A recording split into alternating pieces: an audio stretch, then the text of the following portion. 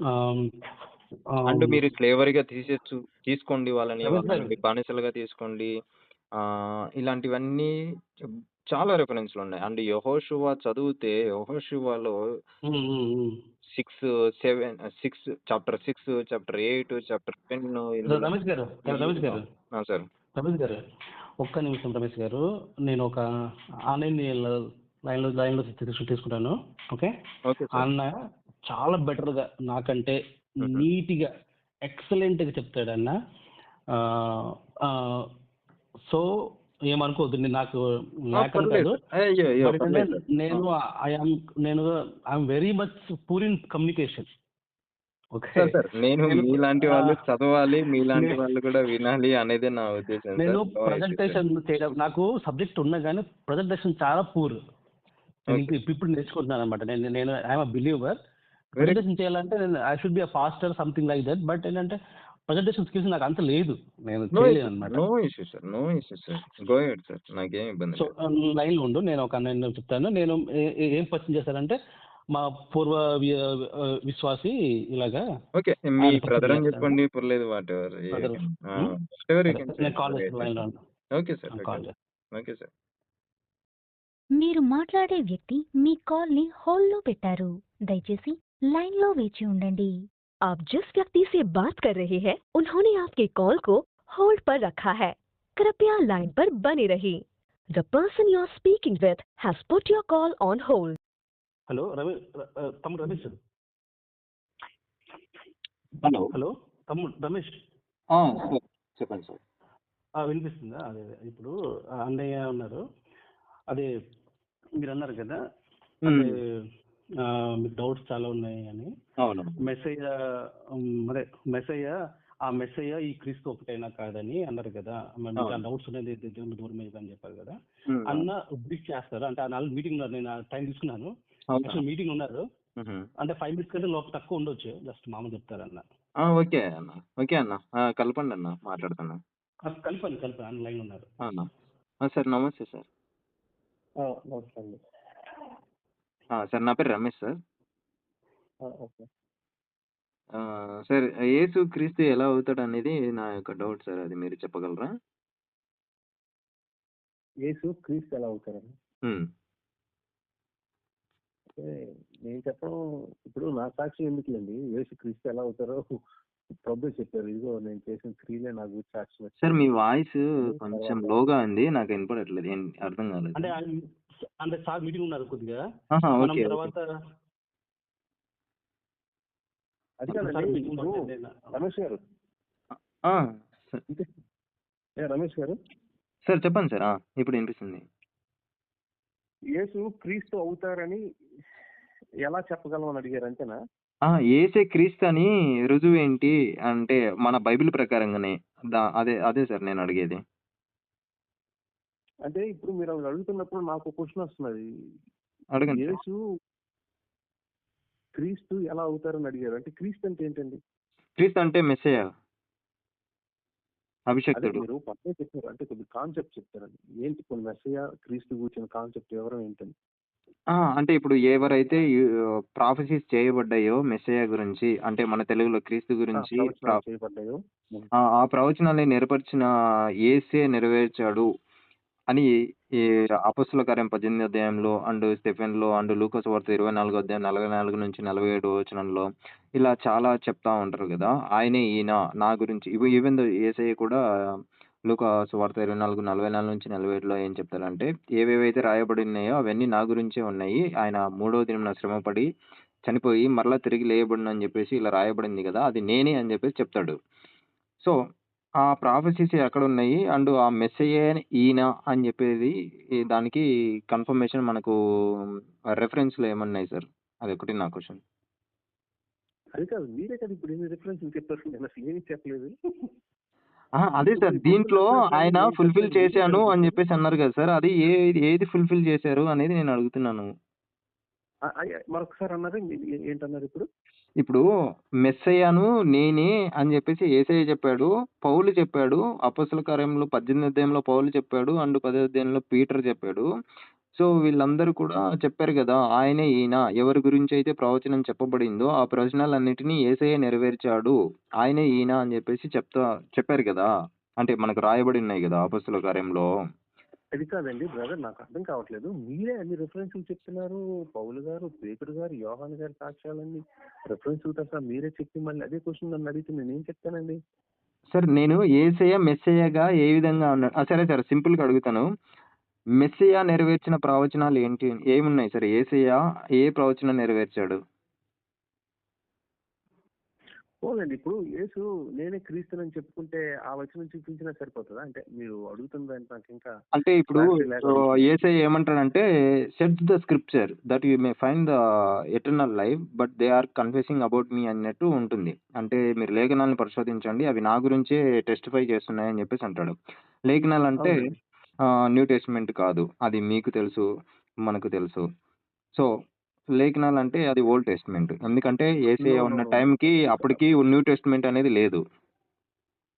ఆ!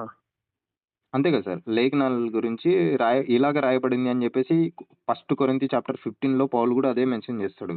లేఖనంలో ఇలాగ రాయబడింది. సో దట్ అవన్నీ ఇలా నెరవేరడానికి ఇది యేసయ్యలో నెరవేరడమే అని చెప్పి అంటారు. అప్పుడు పౌలు రాస్తున్నప్పటికి ఇంకా న్యూ టెస్టమెంట్ లేదు. సో వాళ్ళు లేఖనాలు అని మెన్షన్ చేస్తున్నారంటే అది అక్కడే. అండ్ ఇంకొక సింపుల్ ఎగ్జాంపుల్ అంటే యేసయ్య సినగోగులో ఉన్నప్పుడు ఆయనకు వచ్చినప్పుడు ఆయన యెషయా గ్రంథంలో ఉన్న ఒక చుట్టను తీసుకొని 60 అధ్యాయం చదువుతాడు. అలాగే.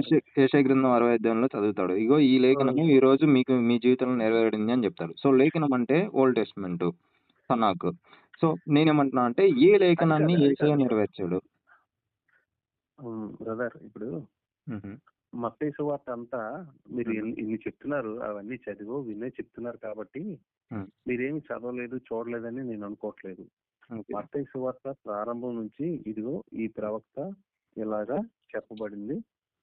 ఈయనలో ఇలా నెరవేరింది అనేదే మనకి మత్తయి సువార్తలో కనిపిస్తది. ఒక్కటి చెప్తారా సార్? అలాగా ఒక్క రిఫరెన్స్ ఏదన్నా ఒక్కటి. అంటే మీకు కూడా టైం లేదంటున్నారు. మీరు ఏదో మీటింగ్‌లో ఉన్నారు. అన్న నా కోసం ఇబ్బంది పెట్టినట్టున్నారు మీరు. మత్తయి సువార్తలో నుంచి ఒక్కటి చెప్తారా సార్ నాకు? ఒక్కటి ఏదైనా సరే.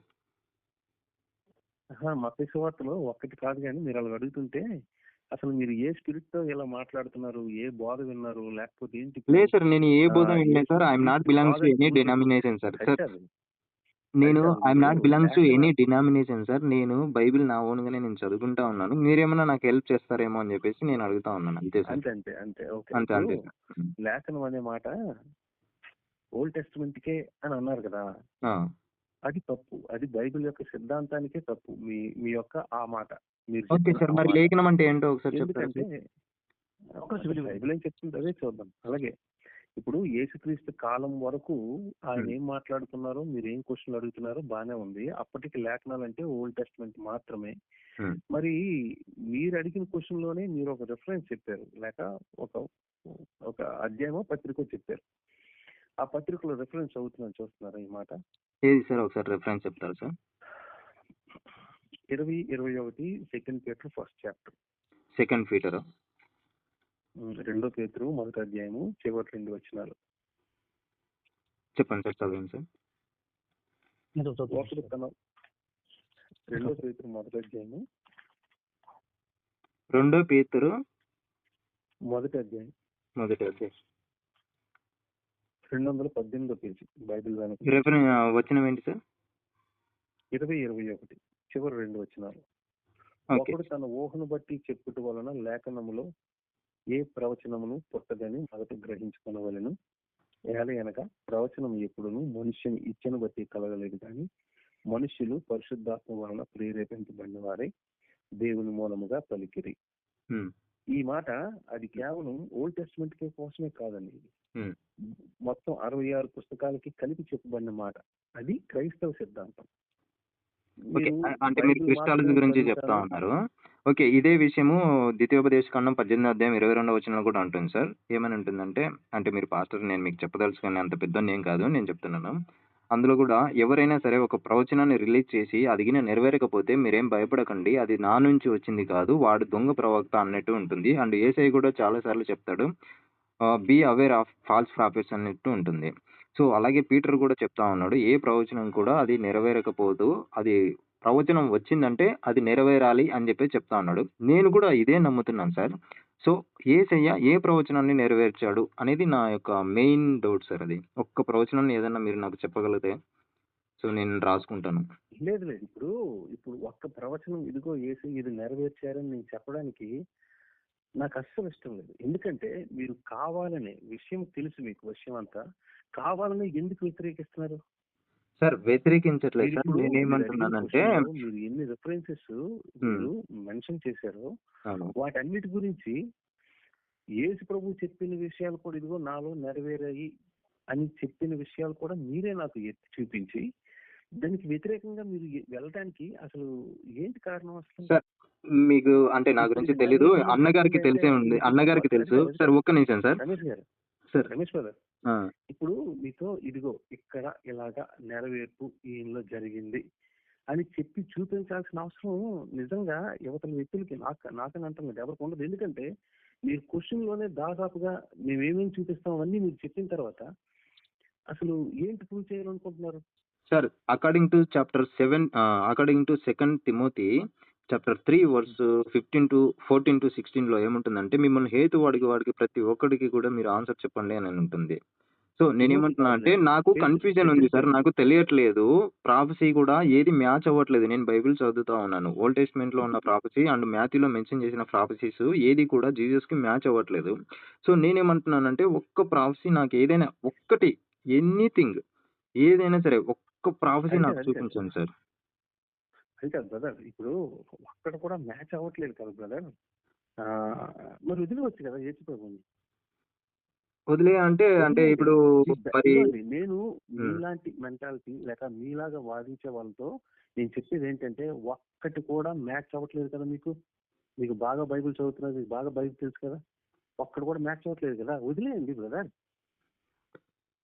వదిలేసి మరి నేను నరకానికి వెళ్తాను. మరి నా ఆత్మ గురించి మీకేం వెళ్ళండి ఇబ్బంది లేదా? బ్రదర్, ఎందుకంటే మీకు అది కావాలి. ఆహా కాదు సార్. ఇప్పుడు నా మీకు ఆత్మ అది మీద మీకు కావాలి. భారం లేదా సార్ మీకు? అస్సలు లేదు. నో నో నో, మీరు డిమానిక్. డిమోన్ మీరేదో పెద్ద జ్ఞానం అనుకుంటున్నారు. అది కాదు, మీరేదో పెద్ద జ్ఞానం సార్. నన్ను నా అజ్ఞానాన్ని బ్రదర్, తుడిచేయండి సార్. నా అజ్ఞానాన్ని తుడిచేసి నన్ను జ్ఞానోదయం చేయండి సార్. లేదు లేదు, మీకు విషయం తెలుసు, మీరు ఎదురాడుతున్నారు. సార్ నేను మీకోసం మేము ఒక్క ప్రేమతో ప్రవచనం ప్రార్థన చూపియండి సార్ చేశాం. నాకు. తమ్ముడు యేసయ్య వింటారా? నెరవేర్చిన ఒక ప్రవచనం. ఇప్పుడు పోనీ ఆయన దావీదు సంతానంలో పుట్టాడా, ఆయన కన్యక వింటలేదు. గర్భానికి పుట్టాడా, లేకపోతే ఆయన తిరిగి లేచాడా, ఆయన చనిపోయి తిరిగి పాపముల కోసం చనిపోయాడా, ఇలాంటిది ఏదైనా సరే సార్ ఒక్కటి ప్రవచనం నాకు చూపించండి సార్. నేను మళ్ళీ బాప్తిజం తీసుకొని మీ దగ్గరికి వచ్చేసి మీ చర్చిలో నేను జీవితాంతం నేను సేవ చేస్తాను సార్. అది కాదు, అది కాదు, ఈ మాట వినండి ఒకసారి. ఇదిగో మీకు అన్ని తెలుసు, చాలా బాగా చదివారు, కానీ సత్యం గురించి ఎందుకు ఎదురాడుతున్నారో నాకు తెలియదు. కానీ మీలాంటి వాళ్ళకి అసలు ఏం చూపించక్కర్లేదు నేను.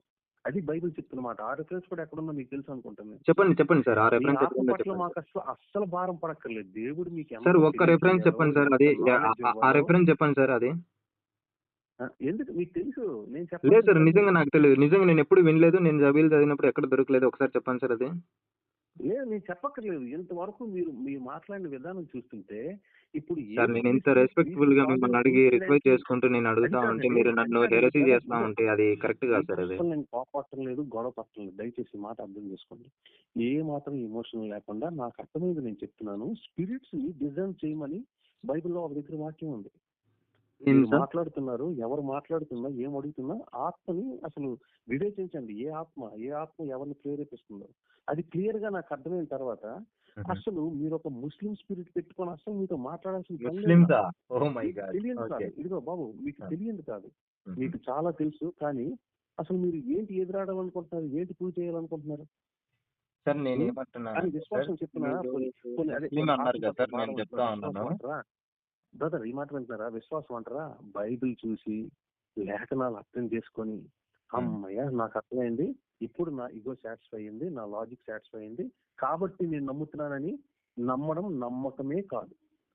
మీకు ఇంతవరకు విషయం బైబిల్ ఏమైనా అర్థమవుతుందంటే అయితే దేవుడిచ్చిన పరిశుద్ధాత్మలు కావాలి,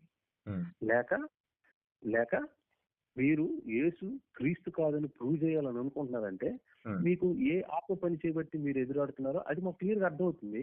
యోహాను గారి పత్రికలో రాయించిన దాన్ని బట్టి అస్సలు మీతో వాదన గాని, మీతో సమాధానం గాని, పలకరింపు గాని అసలు పనే మాకు లేదు అసలు. సో మీరు ఆన్సర్ చెప్పమంటారు. Simply antichrist brother. You are simply sir antichrist అంటే అర్థం తెలుసా సార్ మీకు? What is the meaning of antichrist sir? ఓన్లేండి, నాకు తెలియదు. సంతోషం. లేదు సార్ మీరు పాస్టర్ అంటున్నారు, మీరు పెద్దలు అంటున్నారు సార్. నేను మిమ్మల్ని ఇంతవరకు నేను ఎంత ప్రేమపూర్వకంగా అడిగాను, కానీ మీరే నన్ను నెగిటివ్ గా అర్థం చేసేసుకొని మీరే నన్ను వేరే లేదు విధంగా లేదు, ముస్లిం అని ఏదో లేకపోతే ఇదిగోండి. మతం మాది అని చెప్పేసి ఇలా అయ్యో మీరు నిందలు బాబోయ్! వేస్తా ఉన్నారు. అది మీకు న్యాయం కాదు సార్ అది.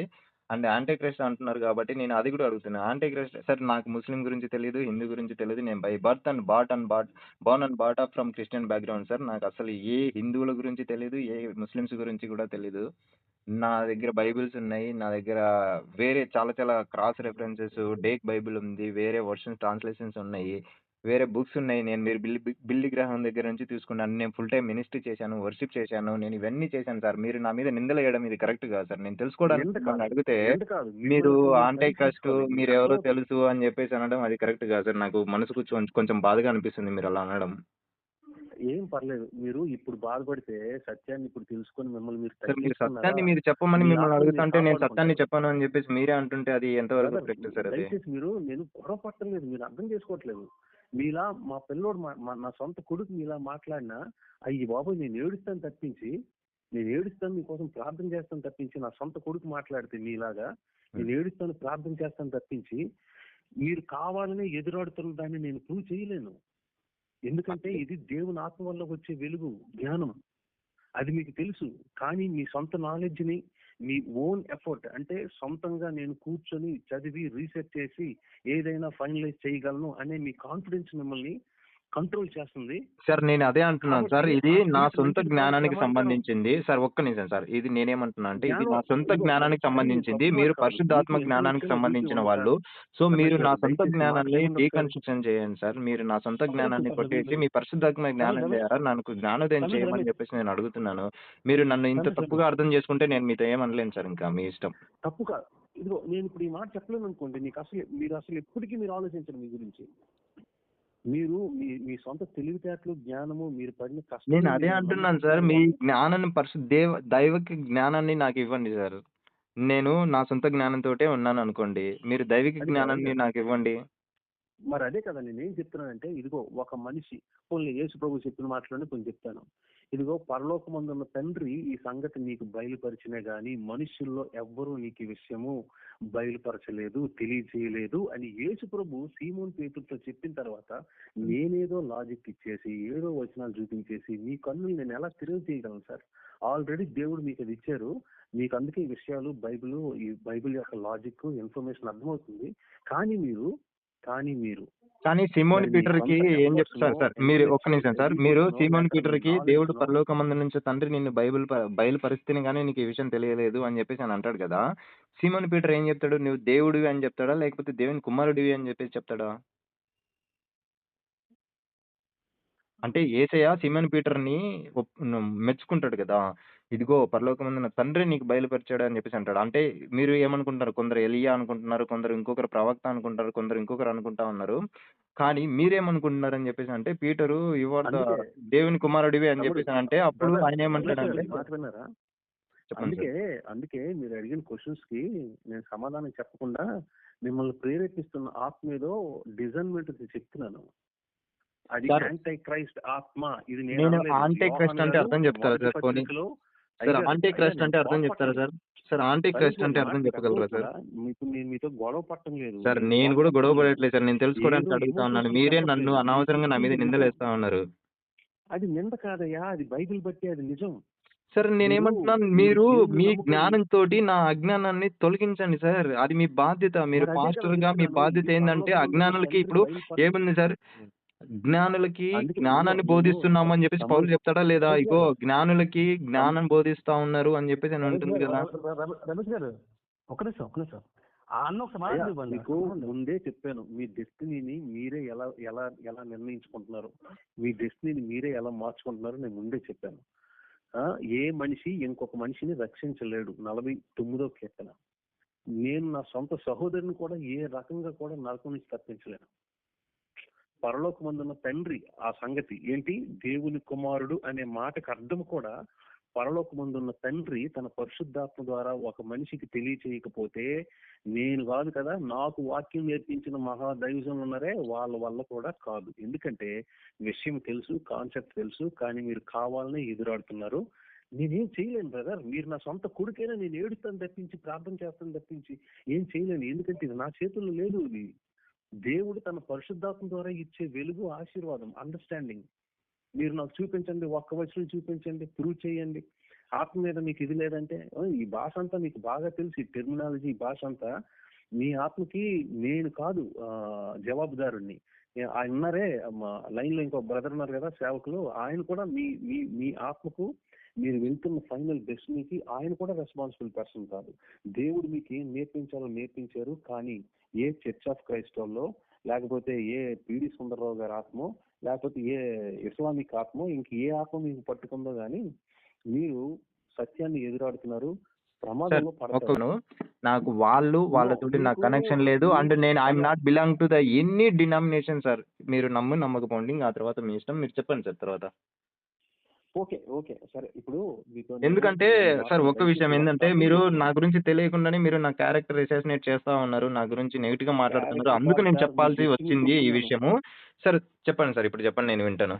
అయ్యా ఇది నింద కాదు, నేను నిజం చెప్తున్నాను. ఇది నేనేదో తెలివితేటలు ఎక్కువైపోయి కాదు, ఇది దేవుని కృప నా మీద. మీకు ఆ కృప దేవుడు చూపిస్తాడు, మీరు ఎదురాడుతున్నారు. ఎందుకంటే చర్చ్ హిస్టరీ నుంచి వస్తున్న సత్యాన్ని మీకు ఒక్కరికే బైబిల్లో కనిపించలేదా? కాన్సెప్ట్ అంతా అర్థమై కూడా మీకు కనిపించలేదా? ఎవరు కనిపించదో తెలుసా? ఇది ఎవరు నిత్యత్వం కొరకు నిర్ణయింపబడలేదో వాళ్ళకి ఇది కనిపించదు. అందుకే ఈ డెస్టినీని నేను తీర్పు తీర్చట్లేదు. You are choosing your own destiny. You are choosing. Even though God gave you the best light, good light, మీకు అదంతా తెలిసింది. మీరు దేనికి ఉపయోగిస్తున్నారంటే నేను ఇందాక చెప్తున్నానా, దాన్ని సారీ చెప్తున్నాను. మీరు ఏ చర్చ్ ఆఫ్ క్రైస్ట్ మాటలు విన్నారో, పిడి సుందరరావు గారి మాటలు విన్నారో, ముస్లిమ్స్ మాటలు విన్నారో, అవన్నీ ఎందుకంటే వాళ్ళ దగ్గర సేమ్ సౌండ్ వినిపిస్తుంది, అందుకన్నాను. అందుకు మీకు సారీ చెప్పమంటే క్షమాపణ చెప్పడం వద్దు సార్, మీరు పెద్దలు, నేను క్షమాపణ అడగట్లేదు. కానీ నేనేమంటున్నానంటే మీరు అలా క్యారెక్టర్ అసాసినేట్ చేయొద్దు అని చెప్పేసి నేను అంటున్నాను. మేబీ ఆ టోన్ ఒకేలాగా ఉండొచ్చు. లేదండి, కానీ వాళ్ళ వెనకాతల ఏ స్పిరిట్ పనిచేసిందో మీలో అదే స్పిరిట్ పనిచేస్తుంది. సార్ ఒక్క నిమిషం చెప్తాను మీ సార్. క్షేమం కోసం చెప్తున్నాను, తగ్గించుకోవాలి sir. Thank you so much sir, thank you so much sir. Sir ఇంకొకటి ఇందాక దాంట్లో కూడా ఇంకొక విషయం నేను యాడ్ చేయాలి. ఇంకొకటి కూడా నేను యాడ్ చేయాలి. ఏంటంటే నేను ముస్లిమ్స్ తోటి నేను డిబేట్ చేశాను సార్. జకీర్ నాయక్ మీకు తెలుసు కదా సార్. నేను వాళ్ళ అనుచరులతోటి నేను డిబేట్ చేస్తే వాళ్ళ మనుషులు నా దగ్గరికి వచ్చేసి నేను యేసే క్రీస్తు దేవుడు అని చెప్పేసి, యేసే క్రీస్తు అని చెప్పేసి నేను వాళ్ళతో ఫైట్ చేసి, నేను 2011లో నేను ఫైట్ చేసేసి వాళ్ళకి నేను వాక్యాన్ని చెప్తే వాళ్ళ దగ్గర ఆన్సర్ లేక జకీర్ నాయక్ దగ్గర నుంచి నాకు మెయిల్ వచ్చింది. అండ్ వాళ్ళు నాకు ఖురాను అండ్ వాళ్ళకి సంబంధించిన ఒక బుక్ నాకు ఇచ్చారు సార్. మీరు చదవండి, ఇదిగో కావాలంటే ఏదైనా డౌట్స్ ఉంటే రండి, మేము ఇస్తామని చెప్పి చెప్పారు సార్. నేను అలాంటి వ్యక్తిని సార్. నాకు ఏ డినామినేషన్‌కి సంబంధం లేదు సార్. మీరు తప్పుగా అర్థం చేసుకుంటున్నారు. ఎనీవే ఇంకా నేను ఇంతకంటే నేను చెప్పలేను. సరే, మీరు బాధపడద్దు. మిమ్మల్ని బాధ పెట్టాలని నేను ఏ మాట చెప్పలేదు. మీ మీద ఇదిగోండి, నేను రియల్ కన్సెంట్ తో ఉన్న నిజం, నాకు అర్థమైన నిజం నేను చెప్పాను. మీ దృష్టికి నేను తప్పు ఫాల్స్ టీచరింగ్ కావచ్చు, నాకు బైబిల్ అర్థం కాలేదని మీరు అనుకోవచ్చు. నా దృష్టికి కాదు, మీరు మాట్లాడుతున్న మాటలు నా దృష్టికి కాదు. ప్రపంచవ్యాప్తంగా from the church history first century నుంచి అపోస్తుల దగ్గర నుంచి ఏ బాధ వచ్చిందో అది మీరు కాదు అని అంటున్నారు. దేన్ని పట్టుకొని అంటున్నారు? బైబిల్ పట్టుకొని అంటున్నారు. మీకు అర్థమైందే కరెక్ట్ గా బైబిల్ అర్థమైందని మాట్లాడుతున్నారు. కాబట్టి శ్రీధర్ ఇలాగ అన్నాడని ఒక బ్రదర్ ని మీరు కోపం బాగా పెట్టుకోవద్దు. శ్రీధర్ కాదు, Sridhar just representation of entire church history. రెండు యేసు ప్రభు వెళ్ళిన దగ్గర నుంచి, పరిశుద్ధాత్మ వచ్చిన దగ్గర నుంచి, అపోస్తులు ఏదైతే బోధించి సిద్ధాంతం అని విశ్వసించారో, క్రైస్తవులు అన్నారో, క్రైస్తవ్యం, రక్షణ, పాపక్షమాపణ అన్నారో, ఆ వాక్యపు వెలుగులో వాళ్ళందరి టోన్ నేను చెప్పానంటే మీరు అస్సలు బాధపడద్దు. బాధపడితే మాత్రం ఖచ్చితంగా మీరున్న స్పిరిచువల్ స్టేటస్ ఏ పరిస్థితులు ఉన్నారో దాని గురించి మీరు బాధపడాలి. నేను కూడా బాధపడుతున్నా. సొంత తమ్ముడో సొంత కొడుకో మీరు ఇలా మాట్లాడితే నేను ఏమైపోవాలో నాకు అర్థం కాని పరిస్థితి. ఎందుకంటే నేను ప్రూవ్ చేయలేను సార్ అది. ఎందుకంటే మీరు ఏ రెఫరెన్స్లు క్వశ్చన్ గా అడిగారో అవే రెఫరెన్స్లు చూపిస్తాను. మీరు ప్రతి రెఫరెన్స్ కి ఏదో ఒక అడ్డుపనులు వేస్తారు. ఓల్డ్ టెస్ట్మెంట్ ఒకటే కదా లేఖనాలు అన్నారు, న్యూ టెస్ట్మెంట్ కాదన్నారు. అది నెరవేరిపోతే తప్పుడు ఒకటి. సరే సార్ ఒక్క నిమిషం సార్. ఫస్ట్ సెంచరీ ముస్లిమ్స్ గురించి నాకు తెలియదు sir. To be frank, Muslims అనేది 6th సెంచరీలో మహమ్మద్ ప్రవక్త ద్వారా వచ్చింది. అది I know about the all religions. Somehow నేను కొంచెం హిస్టరీ చదివాను. సో ఈ ముస్లిమ్స్ గురించి పక్కన పెట్టండి. నేనేమంటున్నా అంటే ఫస్ట్ సెంచరీలో ఈ అపోస్తలు దేన్ని బేస్ చేసుకొని సువార్త ప్రకటించారు? వాళ్ళు న్యూ బ్రదర్స్ గారు టెస్టమెంట్ బేస్ ఇప్పుడు చేసుకొని ఈ ఫోన్ సువార్త నెంబర్ నాకు ప్రకటించారా? ఒకసారి నాకు విసిరికాలు ఇవ్వండి. ఇదిగోండి మీతోనే డీటెయిల్ గా మాట్లాడతా, ఓపిక్ గా మాట్లాడతా. నేనేం కోపంలో మాట్లాడలేదు. మీరు పోనీ కోపంగానే ఇంతవరకు మాట్లాడుతున్నారు ఇప్పుడు సార్. మీరు మాట్లాడాను నెగెటివ్ కదా, గా మెంటల్ మాట్లాడుతా అని ఇప్పుడు ఉన్నారు. బాధపడతాను అన్నారు కదా, పోనీ ఆ నేను మాటలు నిజంగా కూడా చాలా మాట్లాడండి. బాధపడుతున్నాను. మీరు నేనేదో అన్నా అయ్యా మీరు మీకు సరే ఆన్సర్ ఈసారి చెప్తారు అని నేను చెప్పేసి అలా కూడా అంటే నేను మాట్లాడను. మాట్లాడాను. లేకపోతే అయ్యా నేను ఆ! ఈసారి అలా కూడా మాట్లాడను. నేను అలా మాట్లాడడానికి కారణం ఏంటంటే హ్మ్. సార్ నేను కూడా ముస్లిం సిటీకి వెళ్ళాను సార్. నా ఫ్యామిలీ, నా వైఫే ముస్లిం సార్. ముస్లిం బ్యాక్గ్రౌండ్ అండి. హ్మ్. వాళ్ళ వాళ్ళ ఫ్యామిలీ మెంబర్స్ ఎంతో మందితో మాట్లాడాను. వాళ్ళు ఇచ్చిన పుస్తకాలు చదివాను. వాళ్ళేమో ఎదురు కట్నం ఇస్తామన్నారు నేను వాళ్ళు ఇస్లాంలో మారిపోతే. కాబట్టి నాకు ఎంతో లిటరేచర్ పుస్తకాలు ఇచ్చారు. ఎప్పటి నుంచి నేను చదువుతూ వచ్చాను. వాళ్ళ సౌండ్ అంతా మీ దగ్గర వినిపించేసరికి నేను నిజంగా బాధతో మాట అన్నాను. అంతేగాని మిమ్మల్ని బాధ పెట్టాలని కాదు. అందరూ ఇంత సింపుల్ లాజిక్ నో దేన్ని నమ్ముకొని ఎంత సింపుల్ గా మిస్ అయిపోతున్నారు ఇటు పరలోకాన్ని. ఎంత ఈజీగా ఎంత సింపుల్ గా మిస్ అయిపోతున్నారు తెలుసా? పరలోకాన్ని మిస్ అయ్యి నరకానికి వెళ్ళిపోతున్నారు తెలుసా?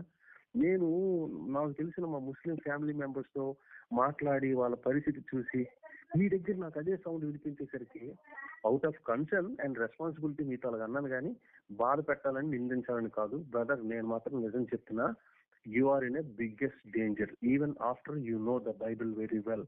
బైబిల్ బాగా తెలిసిన తర్వాత కూడా మీరు చాలా ప్రమాదంలో ఉన్నారు. ఈ మాట మీ క్షేమం కోసం మేలు కోసం చెప్పాను కానీ నిందించడానికి, బాధ పెట్టడానికి, అవమానించడానికి కాదు. మనం ఇంకా క్లియర్ గా మాట్లాడుకుందాం. మీ ఫోన్ నెంబర్ నాకు ఇవ్వండి, మనం మాట్లాడతాం. మధ్యలో వేరే వ్యక్తి ఉన్నారు అనుకోండి, లేదు లేదు. వాళ్ళ ముందు అయితే మనం అన్న మాట్లాడే మాటలు ఎలా అన్నకి నేను ఉంటాయి తెలుసా? చెప్తాను సార్. మీరు మీరు అన్న బాధతో నన్ను అవమానించవచ్చు, లేకపోతే నేను మిమ్మల్ని అవమానించాననే ఓకే ఫీలింగ్ ఉంటది. అదేదో మన ఇద్దరం మాట్లాడుకున్నాం అనుకోండి, గొడవే ఉండదు. ఓకే కొన్ని మీకు ఓకే. హెల్ప్ చేయగలిగితే చేస్తాను, లేకపోతే సార్ మీతో మాట్లాడడం నా వల్ల కాదు, మీ ఇష్టం వచ్చినట్టు మీరు అనుకోండి, మీ లైఫ్ మీ నిర్ణయం మీ ఇష్టం అని నేను అనేసి వదిలేయగలను. కానీ మీరు వెరీ సిన్సియర్ అని నాకు అర్థమైంది. కాకపోతే మాట్లాడతాను, నాకు టైం ఇవ్వండి. టైం ఇవ్వండి అంటే ప్రస్తుతానికి మా సహోదరులు ఉన్నారు ఇక్కడ కాబట్టి ప్లీజ్. నేను కాబట్టి సార్ మా పర్లేదు బ్రదర్ సార్, ఉన్నారు కదా, పర్లేదు సార్. అన్న అన్న అన్న మీకు ఫార్వర్డ్ మీకు చేశాడు నా ఇష్టమైతే నెంబరు. మాట్లాడతాను, మీకు బాధ పెట్టను. మళ్ళీ ఈ రోజు మాట్లాడినట్టు మాట్లాడను మీతో, లేదు సార్. ఎందుకంటే చాలా మందితో నేను గొడవ కూడా ఆన్సర్స్ పడ్డానండి. కోసం ఎదురు చూస్తున్నాను సార్. నేను కూడా వెయిట్ చేస్తాను. అండ్ నేను మిమ్మల్ని ఒక బ్రదర్ లాగా, అంటే మీ పెద్దవాళ్ళు అయితే ఒక తండ్రి లాగా నేను యాక్సెప్ట్ చేస్తాను. నేను అలా కూడా ఏం లేదు. కాకపోతే ఓకే, నాకు కొంచెం హర్టింగ్ అనిపించింది ఆ మాటలు. బట్ మీరు చెప్పారు, దానికి కూడా ఎక్స్ప్లెనేషన్ ఇచ్చారు కాబట్టి నేను కూడా యాక్సెప్ట్ చేస్తా ఉన్నాను. అన్నగారు మీకు నా నెంబర్ ఫార్వర్డ్ చేస్తారు అండ్ మీ నెంబర్ నాకు ఫార్వర్డ్ చేస్తారు. నేను సేవ్ చేసుకొని మీకు హాయ్ అని మెసేజ్ పెడతాను సార్. సో మనం కనెక్ట్ అయ్యి ఉందాం sir. Thank you so much sir. And మిమ్మల్ని మీటింగ్ లో ఏదో బాధపడితే ఉన్నారు, సారీ, మీరు మిమ్మల్ని కాకపోతే నా ఇబ్బంది పెట్టినందుకు వెరీ సారీ. సిన్సియర్ హార్ట్ నుంచి మాట్లాడాను తమ్ముడు, brother. Hmm. I'm very sorry, but I అయ్యో! Wish you would be saved. మీరు రక్షణ పొందాలనేది మాత్రం నా సీరియస్ హై కన్సర్న్ అంతే. హ్మ్. బట్ అది నేనేదో చెప్పి మిమ్మల్ని రక్షణలోకి లాగలేను. It is completely God's sir work. Nobody అందుకు కెన్. నేను ఆ మాటల్లో చెప్పాల్సి వచ్చింది. అవును. అట్ ద సేమ్ టైం మీ ఉన్న స్టేటస్ కి, అంటే మీ కండిషన్ కి కొద్దిగా భయపెట్టాల్సిన పని కూడా ఉంది. అందుకు కొద్దిగా సార్ సీరియస్ గా భయపెట్టండి ఏదో సార్, ఒకటి భయపెట్టండి. మాట్లాడేసి వాక్యం ద్వారా నన్ను కొట్టండి, వాక్యం ద్వారా నన్ను తిట్టండి, వాక్యం ద్వారా నన్ను ఏమంటారు మార్చండి. ఆ బాధ్యత మీ మీద ఉంది. మీరు వాక్యం ద్వారా మీరు నన్ను తిట్టినా కూడా నేను యాక్సెప్ట్ చేస్తాను. సో మీరు నన్ను ఒక తమ్మునిలాగానో, లేకపోతే మీరు పెద్దవాళ్ళైతే ఒక కొడుకులాగానో నన్ను చేసుకొని సార్ అలా. ఇప్పుడు మన ప్రాబ్లం ఏంటో తెలుసండి. మీరు వాక్యం ద్వారా అన్నారు, బాగుంది, నేను వాక్యం ద్వారానే మాట్లాడతా. కాకపోతే హ్మ్. దానికి ఒక అర్థం, మీరు దానికి వేరే అర్థం చెప్తారు, నేను దానికి వేరే లేదు అర్థం లేదు, చెప్తాను. నేను మీ ఏమీ ఇద్దరికి ఒకే చెప్పను. అర్థం ఎలా వస్తుందండి? మనది అప్పుడు ఎందుకు ఉన్నది రెండు అర్థాలు ఉన్నట్టుగానే. మనకి? ఎందుకంటే వాక్యానికి ఒక వచనాన్ని యాడ్ చేయొద్దు, ఒక వచనాన్ని తీయొద్దు. హీబ్రూలో యోద్ అని ఉంటుంది. యోద్ అంటే కామ అని.